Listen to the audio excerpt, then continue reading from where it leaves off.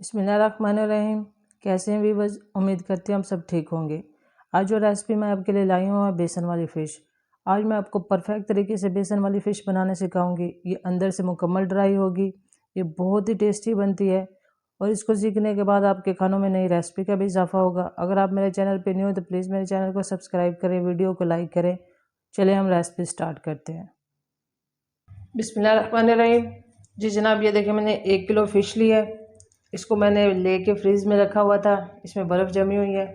इसके मैंने बड़े बड़े पीसेस करवा लिए। इसको हम साइड पे रखेंगे। जी जनाब, 1.5 कप हमने इसमें बेसन लिया है, 1 कप डाल दिया हमने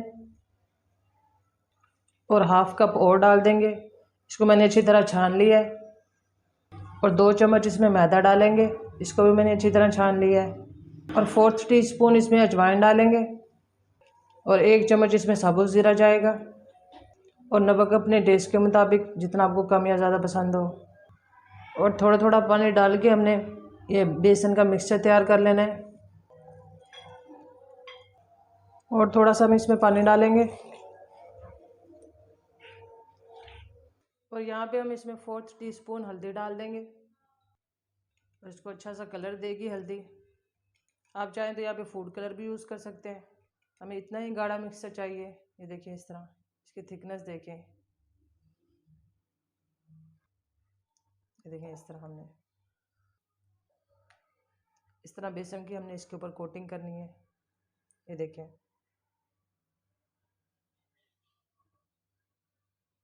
और तमाम मछली की हमने इसी तरह कोटिंग कर लेनी है। जनाब मैंने लोहे की कढ़ाई ली है। आप कोशिश करेंगे जब भी कढ़ाई लें लोहे की कढ़ाई लें, क्योंकि इसमें मछली का टेस्ट और ज़्यादा दुबाला हो जाता है। तो यहाँ पे हमारा ऑयल गर्म हो चुका है और यहाँ पे हम मछली के पीस डाल देंगे। चूल्हे का फ्लेम हमने लो ही रखना है और 1 पीस और डाल देंगे।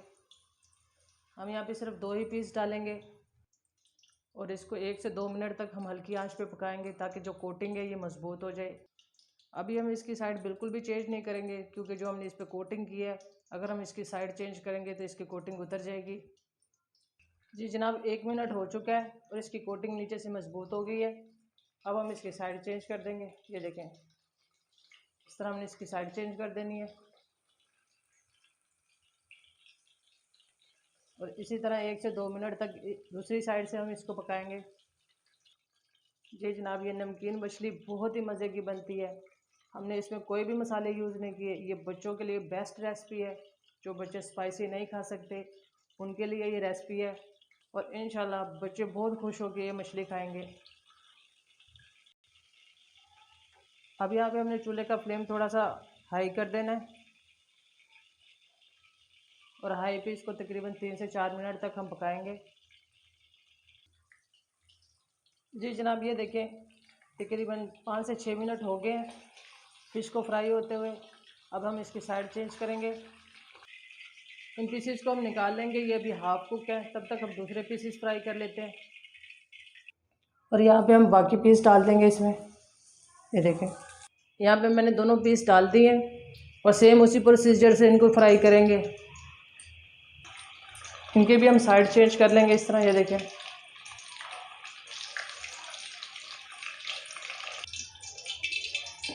जी जनाब, ये भी अभी हाफ कुक है। इन दोनों पीसेस को भी हम निकाल लेंगे और यहाँ पे जो हमने पीस निकाल के रखे थे इनको दोबारा फ्राई करेंगे।